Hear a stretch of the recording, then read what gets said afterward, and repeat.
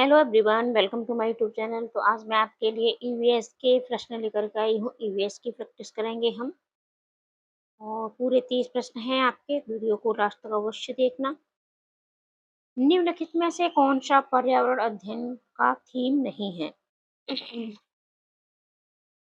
आपसे ईवीएस में 6 थीम पूछी जाती हैं, ठीक है? और आपकी थीम और उप थीम, यहाँ से प्रश्न आपका अवश्य बनता है, तो आपको अवश्य पता होना चाहिए कि आपकी कौन-कौन सी थीम है, कौन-सी नहीं है।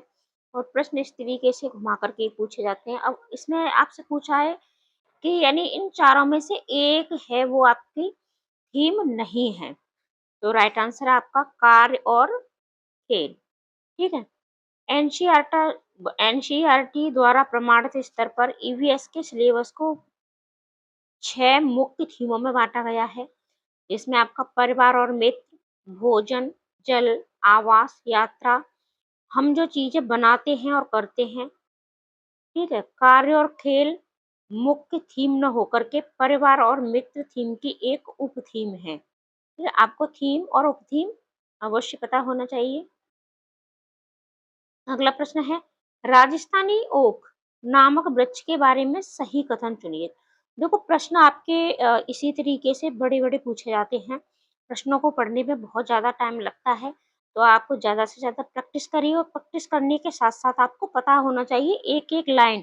एनसीईआरटी के आपके 15 नंबर बनते हैं पूरे, तो आपको एक-एक लाइन पता होना चाहिए। एनसीईआरटी बुक्स आप 3, 4, 5 की, ठीक है? ईवीएस की ये बुक आप मान के चलिए तो इनको आप 2 से 4 दिन, ठीक है? आप 4 दिन में यानी 2-3 दिन में आप इसको पूरा पढ़ सकते हो। तो एक बार इन बुकों को आप अवश्य पढ़ लें और एक-एक लाइन आपको पता होना चाहिए, क्योंकि प्रश्न इस तरीके से आप देख रहे हैं, ठीक है? इसी तरीके से प्रश्न आपके पूछे जाते हैं और प्रश्नों को पढ़ने में फिर आपसे इस तरीके से ऑप्शन है आपके, पहला और दूसरा सही है या तीसरा सही है, कौन-सा सही है? तो वहाँ आपको कन्फ्यूज़न हो जाती है, तो कन्फ्यूज़न आपको नहीं होनी चाहिए। तो ऑप्शन देखते हैं, ये वृक्ष ऑस्ट्रेलिया के रेगिस्तान में पाया जाता है। इसकी जड़ें पत्तियां कम होने के बावजूद पानी की खोज में बहुत गहरी जाती हैं। इसके तने में पानी जमा रहता है। ये वृक्ष की ऊंचाई सामान्य कक्षा के कमरे की दीवार के बराबर होती है। तो राइट आंसर आपका क्या है? पहला दूसरा तीसरा, दूसरा तीसरा और चौथा, पहला दूसरा तीसरा और चौथा। तो राइट आंसर है आपका ऑप्शन नंबर डी, यानी पहला, दूसरा, तीसरा और चौथा। रेगिस्तानी ओक ऑस्ट्रेलिया में पाया जाने वाला पेड़ है। इसकी जड़ें जब तक जमीन में नीचे जाती रहती हैं, जब तक कि वे जल स्तर तक न पहुंच जाएं। पेड़ की ऊंचाई लगभग 30 गुना गहरी, ठीक है? स्थानीय लोग जरूरत पड़ने पर इसके तने में पतला पाइप डालकर पानी निकाल लेते हैं। अगला प्रश्न है आपका, कांसा दो धातुओं का मिश्रण है। वे दो धातुएं कौन सी हैं?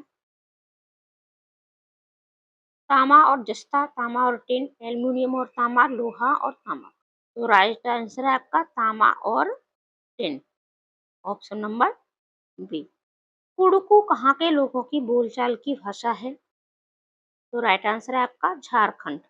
यानी कुड़ुकू झारखंड और आसपास के आदिवासी समुदायों द्वारा बोली जाने वाली भाषा है। झारखंड में तोरांग शब्द का अर्थ कुड़ुक भाषा में जंगल होता है। कभी-कभी प्रश्न आपसे यहाँ से भी पूछ लिया जाता है कि इसका अर्थ क्या होता है।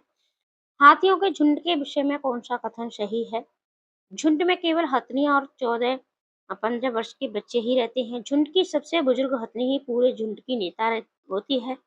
नर हाथी 14-15 वर्ष की आयु तक ही झुंड में रहते हैं, फिर झुंड छोड़ देते हैं। उपरोक्त सभी, तो देखो इसके ये सभी ऑप्शन बिल्कुल सही है और आपको इसी तरीके से पढ़ना है कि आपसे एक गलत पूछ लिया जाता है या फिर एक सही पूछ लिया जाता है, तब वहाँ आपको कंफ्यूज नहीं होना है, ठीक है? एक-एक लाइन आपको पक्के से पता होना चाहिए। हाथी 200 किलो उसका वज़न होता है या फिर एक दिन में वो 200 किलो झाड़ियाँ खाता है, कीचड़ में खेलना पसंद करता है या फिर नहीं करता है, ठीक है? ये सारी चीज़ें एक-एक लाइन आपको बिल्कुल पक्का पता होना चाहिए, क्योंकि 15 नंबर आपके यहाँ से ही आएँगे। किस राज्य में बल्लम नामक छोटी लकड़ी की नाव का उपयोग बच्चों द्वारा नदी पार करने के लिए किया जाता है। यानी जब वो बच्चे स्कूल जाते हैं तब इसका प्रयोग करते हैं। एनसीईआरटी आपने पढ़ी होगी। तो राइट आंसर है आपका केरल। केरल के कुछ भागों में बच्चे नदी पार करके स्कूल पहुंचने के लिए बल्लम यानी लकड़ी की बनी छोटी नाव का प्रयोग करते हैं। असम में बांस के पुल का प्रयोग होता है और लद्दाख में ट्रॉली का। यानी असम में बच्चे बांस के पुल से स्कूल जाते हैं और लद्दाख में ट्रॉली से जाते हैं। नीचे दिए गए खाद्य पदार्थों के किस समुच्चय में लौह तत्व प्रचुर मात्रा में पाया जाता है? ये सभी आपके प्रीवियस ईयर्स पे पूछे गए प्रश्न हैं। आप कमेंट अवश्य किया करें कि वीडियो आपको कैसी लग रही है, और प्लीज़ वीडियो को ज़्यादा से ज़्यादा अपने दोस्तों को शेयर भी कर दिया करें। आपके लाइक कमेंट से हम मोटिवेट होते हैं। आपके सपोर्ट की भी हमें बहुत ज़रूरत है। हम भी चाहते हैं हमारा चैनल मोनेटाइज हो जाए। नीचे दिए गए खाद्य पदार्थों में तो लोहा तत्व यानी आयरन की प्रचुर मात्रा। तो राइट आंसर है आपका आंवला, पालक और गुड़। ठीक है, तो राइट आंसर आपका हो गया ऑप्शन नंबर ए।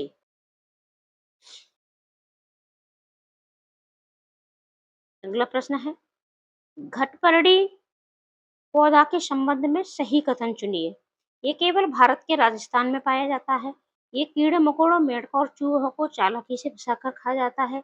ये पौधे प्रकाश संश्लेषण नहीं कर सकते। ये गंध की जगह तेज आवाज निकालता है। ठीक है, तो इसमें आपको सही कथन सुनना है। तो ये केवल भारत के राजस्थान में नहीं पाया जाता है। ठीक है, तो ये कहाँ पाया जाता है? ये मेघालय में पाया जाता है। तो राइट आंसर है आपका ऑप्शन नंबर बी। नेफेंथस यानी घटपर्डी एक शिकारी पौधा है। इसको शिकारी पौधा भी कहा जाता है, जो भारत के मेघालय राज्य के अलावा ऑस्ट्रेलिया और इंडोनेशिया में भी पाया जाता है। ये नाइट्रोजन की कमी को पूरा करने के लिए छोटे जीवों का शिकार करता है। इसमें एक खास खुशबू निकलती है और इसी खुशबू की वजह से कीड़े मकोड़े इसकी तरफ आकर्षित होते हैं।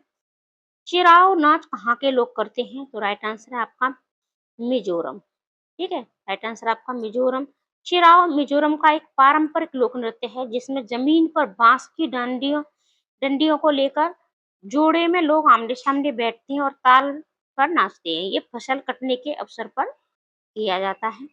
बांस और रस्सी के बने पुल का प्रयोग स्कूल पहुंचने के लिए मुख्यतः किस राज्य में किया जाता है? अभी हमने ऊपर पढ़ा था बांस और रस्सी के पुल।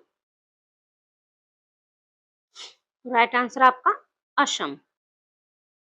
असम में बहुत बारिश होती है, इसलिए वहाँ बच्चे घुटनों तक पानी होने के बावजूद बांस और रस्सी से बने पुलों को पार करके स्कूल जाते हैं।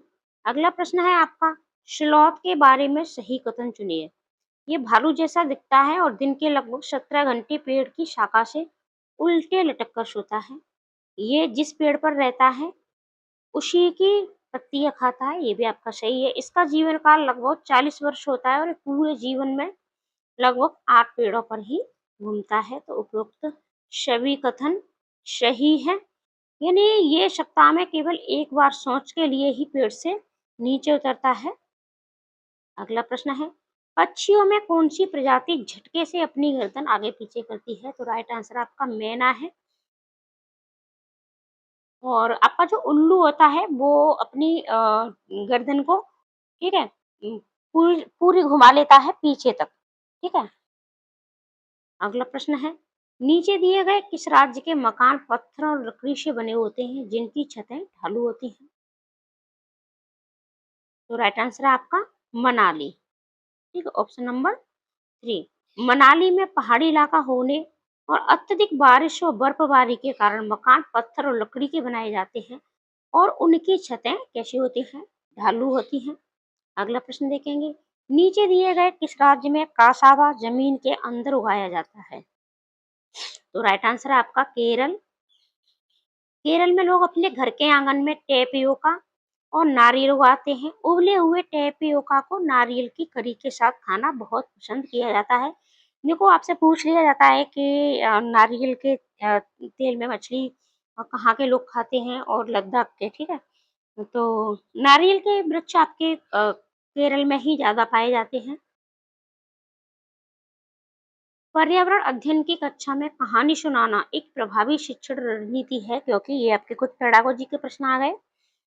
यानी ये अनुशासन बनाए रखती है, ये बच्चों में अनुभवों को समृद्ध करती है और उनमें कल्पनाशीलता को बढ़ावा देती है। ये केवल देखो, जहाँ भी आपको केवल मिल गया तो ये आपका गलत हो गया। ठीक है, ये पाठ को आपको जल्दी भी समाप्त नहीं करवाना है, तो ये भी आपका नेगेटिव हो गया पॉइंट। तो राइट आंसर है आपको ऑप्शन नंबर बी, यानी बच्चों को समृद्ध करती है, उसके अनुभवों को, और साथ ही साथ कल्पनाशीलता को बढ़ावा देती है। अगला प्रश्न देखेंगे। दांडी यात्रा महात्मा गांधी द्वारा आयोजित की गई थी, ये भारत के किस राज्य में हुई थी? तो राइट आंसर है आपका गुजरात। महात्मा गांधी ने 1930 में अहमदाबाद के साबरमती आश्रम में दांडी तक नमक कानून के विरोध में ऐतिहासिक यात्रा की थी। अगला प्रश्न है आपका, मलेरिया की दवा किस पेड़ की छाल से बनाई जाती है? तो राइट आंसर है आपका कुनेन शिनकोना। ठीक है, मलेरिया की दवाई शिनकोना पेड़ की छाल से बनाई जाती है। रोनाल्ड रॉस ने ये खोज की थी कि मलेरिया एनोफिलीज मच्छर के काटने से फैलता है, मादा मच्छर के काटने से फैलता है ये। यहाँ से भी प्रश्न आपका बनता है। निम्नलिखित में से कौन सा प्राथमिक स्तर पर ईवीएस के मूल्यांकन का सूचक नहीं है? देखो, नहीं का विशेष ध्यान रखना है आपको, आपसे नहीं पूछना है। तो सहयोग राइट आंसर है, प्रश्न पूछना सही है, न्याय और समझना के प्रति ये भी सही है। अब नहीं पूछा है तो याद करना, याद आपका नेगेटिव पॉइंट है, तो राइट आंसर आपका यही हो गया। यानी एनसीएफ 2005 और ईवीएस पेडागोजी के अनुसार रटना या याद करना मूल्यांकन का सकारात्मक सूचक नहीं है। अवलोकन, अभिव्यक्ति, सहयोग और प्रश्न पूछना इसके मुख्य सूचक हैं। हमारे देश के मानचित्र में झारखंड कहाँ स्थित है? देखो, मानचित्र का ज्ञान आपको अवश्य होना चाहिए, मानचित्र से प्रश्न आपके अवश्य पूछे जाते हैं। साथ ही साथ दिशाओं का ज्ञान भी आपको अवश्य होना चाहिए, दिशाओं से भी प्रश्न आपके अवश्य पूछे जाते हैं। और सभी विषयों के देखो इम्पोर्टेंट टॉपिक पर क्लास आपको मिल चुकी हैं, आपको पता होना चाहिए। ईवीएस इम्पोर्टेंट टॉपिक की क्लास आप अवश्य देखें। ठीक है, सीडीपी के भी इम्पोर्टेंट टॉपिक की क्लास आप प्लेलिस्ट में जाइए, वहाँ आपको सारी चीज़ें आपको मिल जाएंगी। आपको पता होना चाहिए किस किस टॉपिक से प्रश्न बनते हैं, और सारी क्लासें मैंने आपको दे दी हैं। बाकी की बीच बीच में मैं और भी बाकी की आपको वीडियो अवश्य बनाऊंगी ट्रिक और टिप्स पर। ठीक है, कि किस तरीके से अब आपको और क्या करना है। तो राइट आंसर है आपका उड़ीसा के उत्तर में। अगला प्रश्न देखेंगे। कांच के जार तथा बोतलों को उनमें अचार भरने से सूर्य की धूप में सुखाया जाता है, ऐसा क्यों किया जाता है? तो राइट आंसर है नमी को पूर्णतः हटाने के लिए, ताकि उनमें फफूंद और जीवाणु नहीं पनपे और अचार आपका खराब नहीं हो।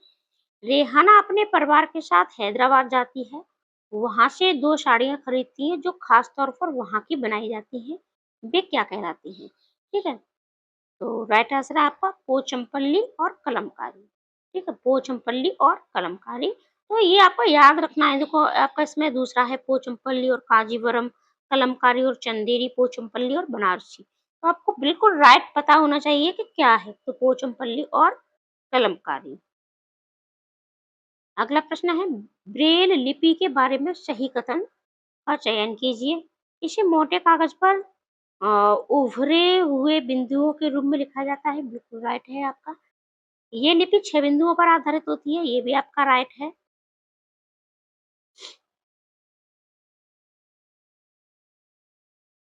बिंदुओं की पंक्तियां किसी नुकीले औजार से बनाई जाती हैं। ठीक है, ये भी आपका सही है। इससे उभरे बिंदुओं पर उंगलियां चलाकर पढ़ा जाता है, तो ब्रेल लिपि इसी तरीके से पढ़ाई जाती है। और ब्रेल लिपि का आविष्कार लुई ब्रेल ने किया था, ये फ्रांस के रहने वाले थे। ये दृष्टिबाधित लोगों के पढ़ने के लिए 6 बिंदुओं पर आधारित एक विशेष लिपि है, तो राइट आंसर आपका ऑप्शन नंबर डी, यानी आपके ये सभी चारों ऑप्शन सही हैं। अगला प्रश्न देखेंगे। बगुला भैंस पर बैठता है क्योंकि? ठीक है, तो राइट आंसर है आपका शी। बगुला तथा भैंस में सहजीवी का संबंध है, यानी बगुला भैंस की पीठ पर बैठकर उसकी त्वचा पर मौजूद परजीवियों को खाता है, जिससे बगुलों को भोजन और भैंस को कीड़े, सांप को हो जाते हैं, दोनों को लाभ होता है। सहजीवी। ठीक है, और एक होते हैं आपके परजीवी। परजीवी में यानी दूसरे को कोई मतलब फ़ायदा नहीं होता है। प्राथमिक स्तर पर पर्यावरण अध्ययन में समुदाय सीखने-सिखाने का एक महत्वपूर्ण संसाधन है, क्योंकि पर्यावरण से बच्चे कैसे सीखते हैं? तो राइट आंसर है आपका, ये वास्तविक स्थितियों में सीखने के अवसर प्रदान करता है। Option number C. देखो ये कैसे करता है, जैसे कि बच्चे अपने आस-पास जब देखते हैं, तो अगर आप बच्चों को सिर्फ़ किताबों में पढ़ाओगे वृक्षों के बारे में, ठीक है? तो वो ज़्यादा नहीं सीखेंगे, लेकिन उन्हीं वृक्षों को आप उनको दिखा दोगे तो बच्चे अच्छे से जान जाएँगे कि नीम का पेड़ कैसा होता है, पीपल का पेड़ कैसा होता है। उन्हीं बच्चों को अगर आप जल प्रदूषण पढ़ा रहे हो, ठीक है? तो आप गंदी नालियाँ दिखाइए, तालाब दिखाइए, ठीक है? इस तरीके से तो यानी पर्यावरण का एक महत्वपूर्ण योगदान है। और ये एनसीएफ 2005 का एक मुख्य उद्देश्य भी है आपका। इस पक्षी का घोंसला पेड़ की सबसे ऊंची डाल पर होता है और वह अपने घोंसले के में लोहे के तार व सूखी लकड़ियों का उपयोग करता है। तो राइट आंसर है आपका कौवा। ठीक है, कौवा पेड़ की डाली पर सबसे ऊपर घोंसला बनाता है और वो अपने बच्चों के साथ, अपने अंडों के साथ, ठीक है, अपने अंडों के साथ कोयल के अंडों को भी सेता है। यानी कोयल अपना घोंसला कभी नहीं बनाती है, वो कोए के घोंसले में ही अंडे देती है। मधुमक्खी पालन शुरू करने का सबसे अच्छा समय कौन-सा है? तो राइट आंसर है आपका ये अक्टूबर से दिसंबर। ठीक है? बिहार और अन्य क्षेत्रों में रानी मधुमक्खी अक्टूबर से दिसंबर के दौरान ही अंडे देती है। अतः ये मधुमक्खी पालन शुरू करने का सबसे उपयुक्त समय होता है। निम्नलिखित में से कौन-सा पर्यावरण अध्ययन का उद्देश्य नहीं है? तो बच्चों को पाठ्य पुस्तक की परिभाषाएँ याद करवाना, ये आपका नेगेटिव पॉइंट हो गया, ठीक है? और बच्चों की उत्सुकता और रचनात्मकता का पोषण करना, वातावरण से संबंध बनाने में सहायता करना, खोजना और करके सीखने के अवसर देना। अच्छा, पर्यावरण अध्ययन का उद्देश्य नहीं पूछा है आपसे, ठीक है? तो राइट आंसर आपका यही हो जाएगा, यानी बच्चों को पाठ्यपुस्तक की परिभाषा याद करने के लिए प्रोत्साहित करना है। आपको रट्टा नहीं मरवाना है बच्चों को। आप बच्चों की उत्सुकता, रचनात्मकता को पोषण देना एक शिक्षक का कार्य है। वातावरण से संबंध बनाए रखना ये भी सही है। खोजना और करके सीखना के ज़्यादा से ज़्यादा अवसर देना। अगला प्रश्न है आपका, नीचे दिए गए जीवों के समूहों में से किसकी दृष्टि श्रेष्ठ होती है और वे मनुष्यों की तुलना में 4 गुना अधिक दूरी की वस्तुओं को देख सकते हैं? तो इसमें आपका है चील, गरुड़ और गिद्ध, ठीक है? ये गरुड़ मोर को भी बोल देते हैं, वैसे ये अलग पक्षी होता है। देखो चील, बाज और गिद्ध जैसे पक्षी इंसानों से 4 गुना अधिक दूरी तक स्पष्ट देख सकते हैं, जबकि बाघ रात में इंसानों से 6 गुना बेहतर देख सकता है। अगला प्रश्न है आपका, खेजड़ी वृक्ष के बारे में सही कथन चुनें। ये वृक्ष मुख्यतः रेगिस्तानी इलाकों में पाया जाता है। बिल्कुल आपका राइट आंसर है। इसे अधिक पानी की आवश्यकता नहीं होती, ये भी आपका सही है। इसकी छाल दवा बनाने के काम आती है और इसकी लकड़ी में कीड़ा नहीं लगता, ये भी आपका बिल्कुल सही है। इसकी फलियों की सब्जी बनाई जाती है। तो राइट आंसर आपका हो गया ऑप्शन नंबर डी। और ये कहाँ पाया जाता है? ये राजस्थान के खेज दली गांव में पाया जाता है और बिश्नोई समुदाय के लोग इन पेड़ों की रक्षा करते हैं और पूजा करते हैं। अगला प्रश्न है, पोचमपल्ली भारत के किस राज्य का एक गांव या जिला है जो विशेष बुनाई पोचमपल्ली के लिए प्रसिद्ध है? अभी हमने ऊपर पढ़ा था। तो राइट आंसर आपका क्या है? राइट आंसर है आपका तेलंगाना, यानी पूर्व आंध्र प्रदेश। पोचमपल्ली तेलंगाना राज्य का एक कस्बा और जिला है जहाँ के ज्यादातर परिवार बुनकर हैं। यहाँ की खास बुनाई को पोचमपल्ली या इकत कहा जाता है। तो वीडियो आपको कैसी लगी? अपना प्यारा सा छोटा सा कमेंट अवश्य किया करें। तो मिलते हैं ऐसे ही अगले प्रैक्टिस सेट के साथ। आज के लिए इतना ही।